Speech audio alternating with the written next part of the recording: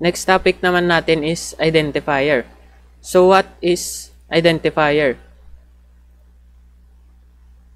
So identifier can be combination of lowercase and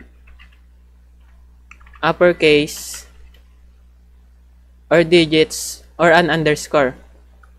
So identifier is the name we give to identify a variable, function, class, module, or other objects. So sa madaling salita, ito yung variable name. So meaning, kayo yung nagde-decide kung ano yung papangalan ninyo dito. So example guys is ito.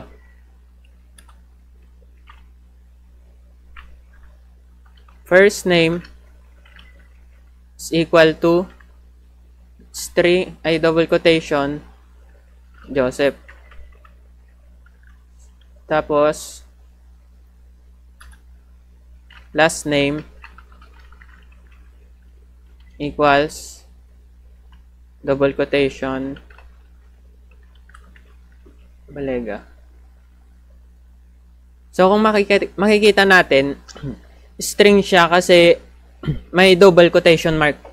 So unlike sa ibang programming language, kapag nagde-declare tayo ng variable, ina-identify pa natin kung string ba siya or integer. So dito sa Python naman, automatic na siya na nagsiset once na nilagyan mo ng value. So example, nilagyan natin ng value na Joseph. So automatic na siya, string siya. Kasi naka-quotation mark. So halimbawa naman guys, gusto naman natin siya tanggalin yung quotation mark.